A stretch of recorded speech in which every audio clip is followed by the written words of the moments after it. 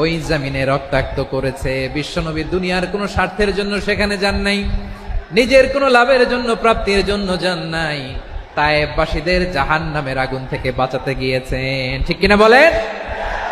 খেয়ে না খেয়ে দিনী প্রচারের কাজে নিজেকে দিয়েছ বিলিয়ে, তাইফের কাফিরেরা চিনল না সে আলো, দুষ্ট ছেলেদের পিছু দিল লেলিয়ে। পাথরের আঘাতে ক্ষত বিক্ষত হয়ে সারা শরীর থেকে রক্ত ঝরে। হে রাসূল তোমাকে ভুলি আমি কেমন করে, হে রাসূল তোমাকে ভুলি আমি কেমন করে। পারেন না আপনারা? ধরুন আমার সাথে। হাজার ব্যথা বেদনার পরে ফিরে আসনি তুমি আপন ঘরে, দিনের আলো তুমি ছড়িয়ে দিতে চলে গেলে মদিনায় মক্কা ছেড়ে। হে রাসূল তোমাকে ভুলি আমি কেমন করে, হে রাসূল তোমাকে ভুলি আমি কেমন করে। ঠিক কিনা বলে? প্রিয় ভাইরা, তাইফের ছেলেরা নবীকে রক্তাক্ত করলো। আমার নবী কই যাবে? কই যাবে? মক্কায় জায়গা নাই, তাইফে জায়গা নাই। তাইফ থেকে ভারাক্রান্ত মন নিয়ে আমার নবী মক্কায় ফিরে আসলেন। বিশ্ব নবী মক্কায় ঢুকতে পারেন না। মক্কার মরুভূমির দিকে তাকিয়ে, উপত্যকার দিকে তাকিয়ে বিশ্বনবী ধা ধা করে কাঁদেন, ঝরঝর করে। নবীর চেহারা মোবারক থেকে চোখের পানিগুলো বেয়ে বেয়ে পড়ে। আমার জন্মস্থান, আমার শৈশব, কৈশোর, যৌবন কেটেছে এই মক্কায়, আমার এলাকায় আমি ঢুকতে পারি না। বিশ্বনবী মক্কার অনতি দূরে দাঁড়িয়ে জায়েদকে পাঠালেন, জায়েদ যাও দেখো কেউ আমাকে সাপোর্ট করার মতো আছে কিনা, যাও অমুকের কাছে যাও। জায়েদ গেলেন, তারাও প্রত্যাখ্যান করে ফিরিয়ে দেয়। বিশ্বনবী বললেন যাও অমুক লোকের কাছে যাও, তিনিও প্রত্যাখ্যান করে ফিরিয়ে দিলেন। কেউ বিশ্বনবীকে আশ্রয় দিতে রাজি হয় না। নিজ জন্মভূমিতে বিতাড়িত বিশ্বনবী, সর্বশেষ বিশ্বনবী বললেন যাও মুতঈম ইবনে আদির ঘরে যাও। মুতঈম ইবনে আদি মুশরিক, তার কাছে যাও। গেলেন, মুতঈম ইবনে আদি রাজি হয়ে গেল। সুবহানাল্লাহ বলেন। দেখেন, অনেক বিপদের সময়ও আমি নিজে সাক্ষী, সামাজিকভাবে, রাজনৈতিকভাবে কত ঝঞ্ঝা, কত ষড়যন্ত্র, কত কনস্পাইরেসি পাড়ি দিয়ে আমাদেরকে সামনে এগিয়ে যেতে হয়।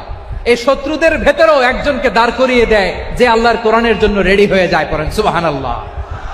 মুতঈম ইবনে আদি, আল্লাহ তার মনকে নরম করে দিলেন। মুতঈম বলে, মুহাম্মদ আমি তোমাকে আশ্রয় দিব। তার দুই ছেলেকে পাঠালেন, যাও খোলা তলোয়ার নিয়ে, স্কট দিয়ে, গার্ড অফ অনার দিয়ে মুহাম্মদকে মক্কায় ঢুকাও, আর বলো আমি আমান দেব। আমান কি দিব? আমান মানে সিকিউরিটি, নিরাপত্তা। সিকিউরিটি ছাড়া, আমান দেওয়া ছাড়া কেউ থাকতে পারতো না মক্কায়। দুই ছেলে বিষ্ণু ইসা ইসলামকে নিয়ে আসলো। নবী কাবার চারদিকে তাওয়াফ করলেন, নামাজ পড়লেন। আবু জাহেল, উতবা, শাইবা, ওয়ালিদ ইবনে মুগীরা সবাই দেখে, কেউ কিছু করতে পারে না। কারণ মুতঈম ইবনে আদি ঘোষণা দিয়েছেন আমি মুহাম্মদকে আমান দিয়েছি, মুহাম্মদের গায়ে যেন কেউ স্পর্শ না করে। আওয়াজ করে পড়েন সুবহানাল্লাহ। নবীর এই বিপদকালে মুহূর্তে মুতঈমের হৃদয়টারে নরম করে দিল কে? আচ্ছা লালমনির হাটের ভাইয়েরা বলেন, এই মুতঈম কি মুসলিম ছিল না মুশরিক? সবাই বলতে হবে মুসলিম না মুশরিক? তাহলে মুশরিকের কাছ থেকে নবী পলিটিক্যাল অ্যাসাইলাম, আধুনিক রাষ্ট্রবিজ্ঞানের ভাষায় পলিটিক্যাল অ্যাসাইলাম যেটাকে বলে, রাজনৈতিক আশ্রয়, উনার আমান বা নিরাপত্তার এই ঘোষণায় তিনি মক্কায় ঢুকলেন। যতদিন নিরাপত্তা ছিল ছিলেন। মুতঈম যখন মারা গেল, বিষ্ণু ইসলাম হিজরত করে মদিনায় চলে গেলেন। সুবহানাল্লাহ। কিন্তু মুতঈম যে বিশ্বনবীর উপকার করছে এটা বিশ্বনবী ভুলে নাই। আমাদের অনেকে আছে উপকার করার পরে আর খেয়াল থাকে না, খাওয়ার পরে গলা দিয়ে নামলে আর খেয়াল থাকে না। এরকম আছে না নাই? আমার নবী ভুলে নাই। বদরের প্রান্তরে 70 জন কাফেরকে যখন বন্দী করে বিশ্বনবীর সামনে হাঁটু গেড়ে দাঁড় করানো হলো, বসানো হলো, 70 জন কাফের। কয়জন? বিশ্বনবী তাদের দিকে তাকিয়ে বললেন, সহিহ বুখারীর বর্ণনা, লাউ কানাল মুতঈম ইবনে আদি হাইয়ান সুম্মা কাল্লামানি হাউলা ইন্নাতনা লা তারাকতুহুম লাহু। বদরের প্রান্তরে 70 জন বন্দী কাফিরের দিকে তাকিয়ে আমার নবী বললেন, আজকে মুতঈম ইবনে আদি যদি বেঁচে থাকতো আর তোমাদের 70 জনের ব্যাপারে যদি মুতঈম এক বাক্যে একটা সুপারিশ করত, তার সম্মানে আজকে তোদের সবাইরে আমি মাফ করে দিতাম। সুবহানাল্লাহ নাই? ওই যে চিল্লাচিল্লি যে কথা বোঝে নাই, কোন জিনিস মিস করছে ওরা নিজেরাও বোঝে নাই। বিশ্বনবী মুতঈমের এই সাহায্যের কথা বলে নাই। 70 জন মুশরিক হাঁটু গেড়ে বসা, নবী চাইলে এখনই এক্সিকিউশন অর্ডার দিতে পারে। তিনি বললেন, আজকে যদি মুতঈম বেঁচে থাকতো আর মুতঈম যদি তোদের জন্য সুপারিশ করতে, এই আবর্জনাগুলোর ব্যাপারে সুপারিশ করতে, আমি মুহূর্তেই তোদেরকে এমনি মাফ করে দিতাম। এবার বলেন, ইসলাম কি ন্যারো মাইন্ডেড না ব্রড মাইন্ডেড? শুধু তাই নয়, যাকে যে সম্মান দেয়ার আমার নবী দিতেন, হোক আস্তিক হোক নাস্তিক, হোক মুসলিম হোক অমুসলিম। বিষ্ণু ইসলাম যখন রোমান সম্রাটের কাছে চিঠি লিখেছেন, আমার প্রিয় লালমনিরহাটের ভাইরা, অল্প কয়েক মিনিট কয়েকটা জরুরি কথা বলবো, এদিকে তাকান, এদিকে তাকান। রোমান সম্রাটের কাছে বিশ্বনবী যখন চিঠি লিখলেন মিন মুহাম্মদ রাসূলিল্লাহ ইলা হিরাকলা আযীমির রোম, মুহাম্মদের পক্ষ থেকে হিরাক্লিয়াসের কাছে, যিনি হচ্ছেন আযীমির রোম। এটা নবী নিজ থেকে বানায় লিখছেন অতিরিক্ত সম্মান দিয়ে। কোন রাষ্ট্রপ্রধান যখন আসে তাদেরকে আমরা কি বলি জানেন? তার নামের শেষে HE এটা লিখতে হয়, H.E. মানে হিজ এক্সেলেন্সি। কি লেখে? হিজ এক্সেলেন্সি, অথবা ইউর হাইনেস, ইউর ম্যাজেস্টি। দেখেন, বিশ্বনবী সাল্লাল্লাহু আলাইহি ওয়াসাল্লাম সব নবীদেরও নবী, তিনি একজন মুশরিক খ্রিস্টান সম্রাট রোমান সম্রাটের কাছে চিঠি লিখতে যায়, লিখতেছে ইলা হিরাকলা আযীমির রোম, হিরাক্লিয়াসের কাছে আমার চিঠি, যিনি রোমের আযীম, হিজ হাইনেস, মানে রোমের অনেক সম্মানিত এক বাহাদুর। আওয়াজ করে বলেন সুবহানাল্লাহ। তার মানে যাকে যে সম্মান দেয়ার এটা বিশ্বনবী দিতেন। এমনকি যেই ইহুদিরা ভালো ছিল, এই ইহুদিদেরও প্রশংসা করেছেন বিশ্বনবী মুহাম্মদুর রাসূলুল্লাহ সাল্লাল্লাহু আলাইহি ওয়াসাল্লাম। এক ইহুদির প্রশংসা করেছেন বিশ্বনবী। ইহুদির কার?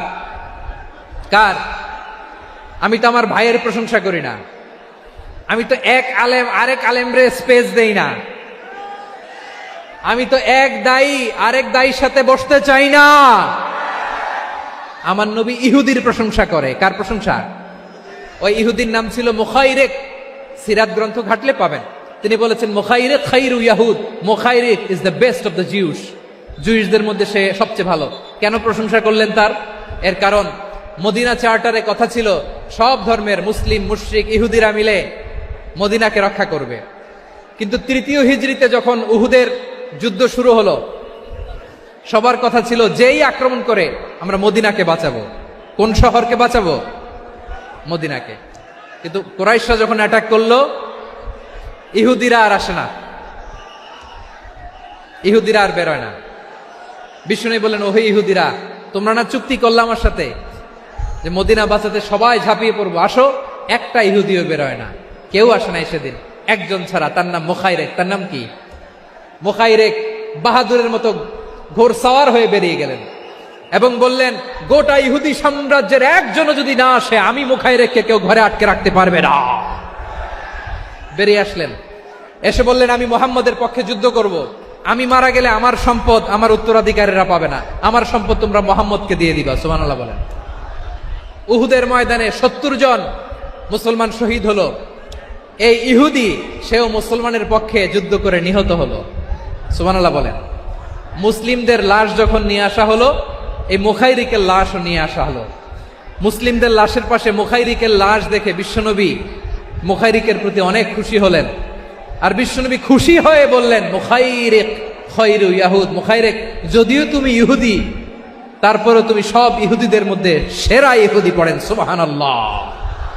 আমার নবী ইহুদিকেও সম্মান দিতে কার্পণ্য করে নাই। আওয়াজ করে বলেন আল্লাহু আকবার। প্রিয় ভাইরা, এবার সর্বশেষ আওয়াজ করে বলেন, ইসলাম কি ন্যারো মাইন্ডেড নাকি ব্রড মাইন্ডেড? সবাই বলেন, ন্যারো মাইন্ডেড না ব্রড মাইন্ডেড? এজন্য অমুসলিম হইলেই তারা আমাদের শত্রু নয়। শত্রু কারা?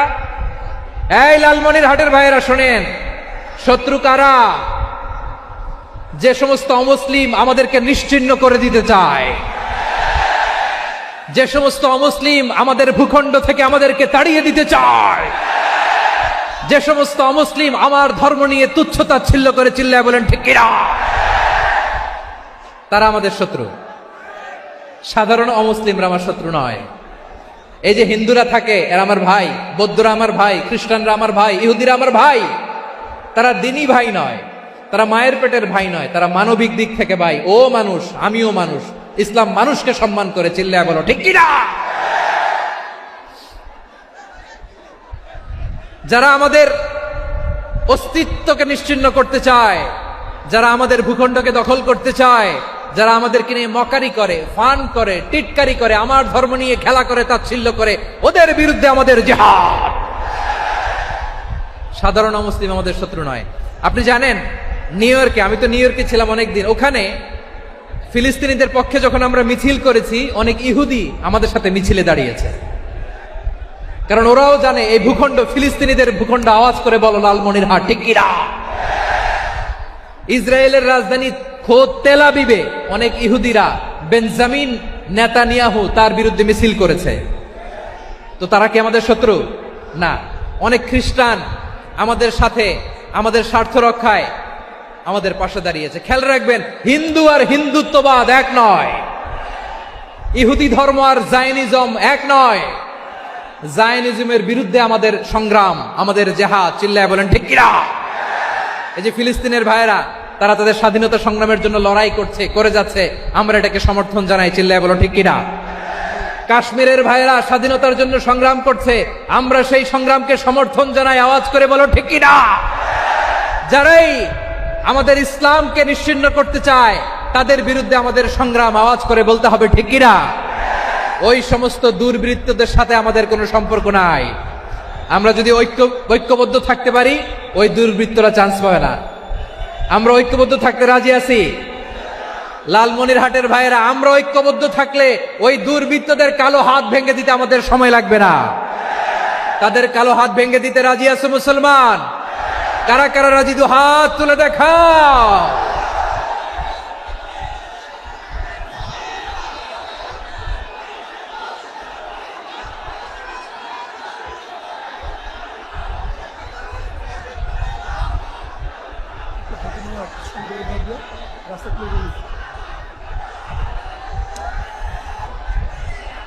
আমার প্রাণ প্রিয় লালমনিরহাটের ভাইয়েরা, শত্রু কাফের আর অশত্রু কাফেরের মধ্যে পার্থক্য আছে না নাই?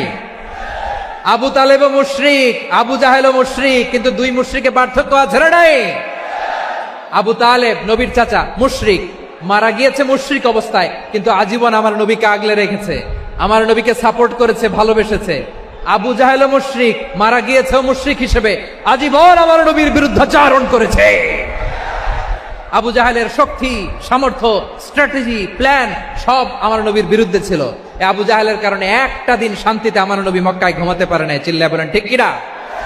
এজন্য রব্বুল আলামিন বলেন, লা ইয়ানহাকুমুল্লাহু আনিল্লাযীনা লাম ইউকাতিলুকুম ফিদ-দীনি ওয়া লাম ইখরিজুকুম মিন দিয়ারিকুম আন তাবাররুহুম ওয়া তুকসিতু ইলাইহিম ইন্নাল্লাহা ইউহিব্বুল মুকসিতিন। আল্লাহ বলে, গোলামেরা শোনো শোনো, যে সমস্ত অমুসলিম তোমাদের সাথে ধর্মযুদ্ধে লিপ্ত হয় না, তোমাদের বিরুদ্ধে যে সমস্ত অমুসলিম অস্ত্র ধরে না, যে সমস্ত অমুসলিম তোমাদেরকে তোমাদের জন্মস্থান থেকে, ভূখণ্ড থেকে তাড়িয়ে দেয় না, তাদের সাথে ভালো আচরণ করতে আমি আল্লাহ নিষেধ করি নাই।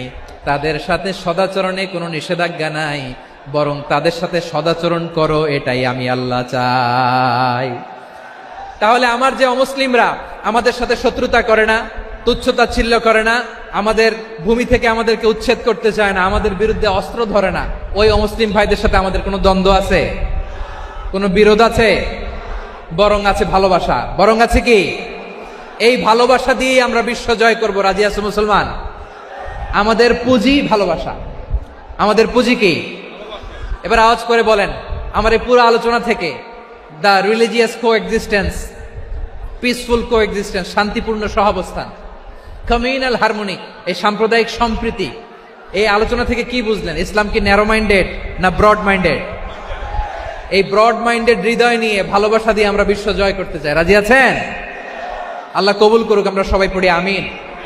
লালমনিরহাটের জেলা স্টেডিয়ামে আমার প্রিয় মায়েরা, বোনেরা, আপনাদের জন্য একটা হাদিস বলে শেষ করব। বিশ্বনবী বলেন, আমার মায়েরা খেয়াল করে শুনুন, বিশ্বনবী আপনাদের উদ্দেশ্য করে বলেন, আল মারআতু ইযা সাল্লাত খামসাহা ওয়া সামাত শাহরাহা হাফিজাত ফুরুজাহা আতাআত বা'লাহা ফালতাদখুল মিন আইয়ি আবওয়াবিল জান্নাতি শাআত।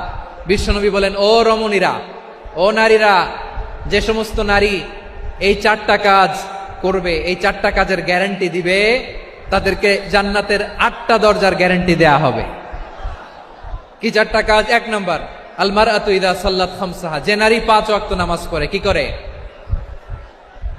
জেলা স্টেডিয়ামে অবস্থানরত আমার নারীরা, বোনেরা, বিশ্বনবী আপনাদেরকে 4টা কাজের কথা বলেছেন, খুব বেশি না। 4টা করলে 8 জান্নাতের দরজা সব খোলা। কোনটা দিয়ে যাবেন? যেটা দিয়ে মনে চায়। 1 নাম্বার 5 ওয়াক্ত নামাজ। আমার বোনেরা জোহরের নামাজ পড়তে পড়তে এটা আসরে নিয়ে যায়, আসর পড়তে পড়তে এটা মাগরিবে নিয়ে যায়। এরকম আসরা নাই? লালমনিরহাটে হয়তো নাই। আমার বোনেরা এটা করবেন না।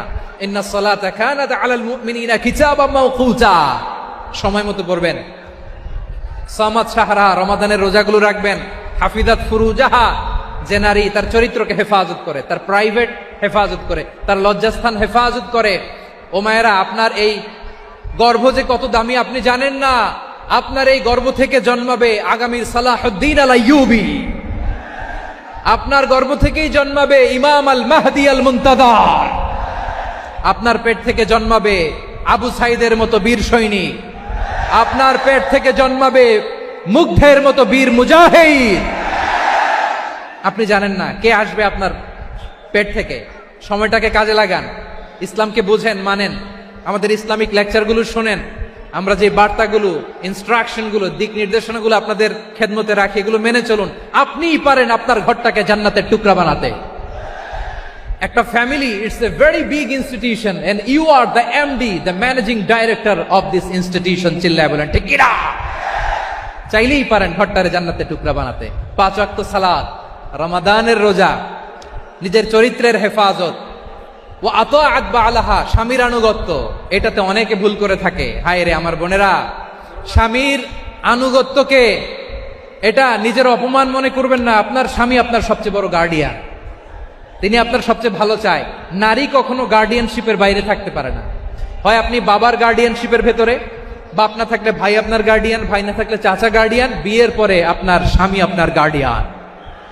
শরিয়া সম্মত স্বামীর আদেশগুলো আপনি মেনে চলবেন, কিন্তু শরিয়া বিরুদ্ধ কোনো আদেশ মানতে আপনি বাধ্য নয়। আওয়াজ করে বলুন সবাই ঠিক কিনা?